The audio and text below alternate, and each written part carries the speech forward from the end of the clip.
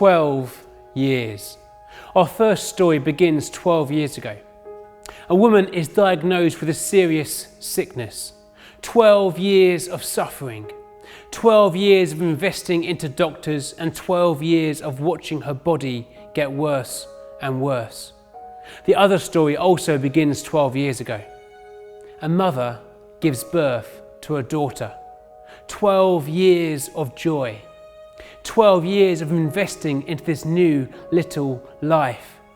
12 years of watching their daughter grow up. And yet suddenly these two stories connect around the person of Jesus. This clock sits on my wall at home. You ever stopped and watched the seconds tick past, moment by moment? Sometimes time seems to fly, but at other times it seems to stand still. Jairus, a synagogue ruler, throws himself before the feet of Jesus.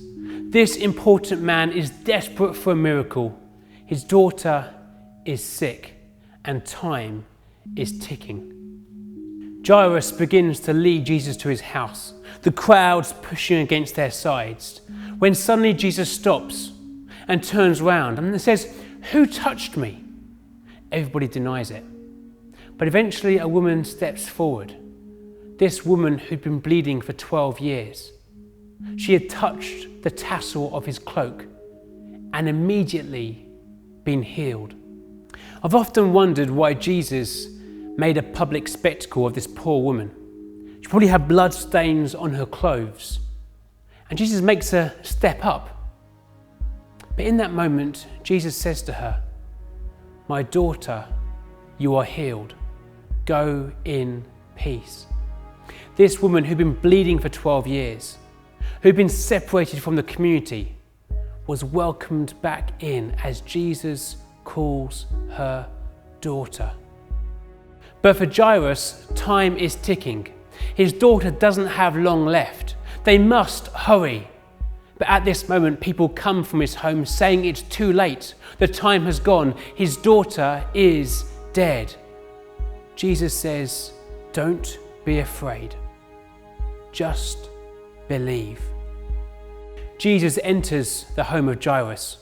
People are mourning and weeping. But Jesus says she is not dead. She is just sleeping.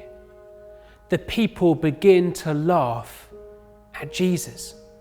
But he goes up to her room with just her parents and Peter, James and John. And he says these words, "Talitha koum," darling, honey, wake up. And their daughter rises from the dead. The house is turned from a place of mourning to a place of celebration.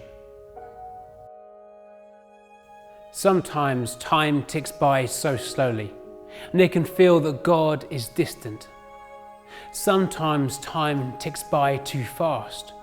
It can seem that God is too late. But perhaps the challenge here is just to believe that God's timing is always perfect.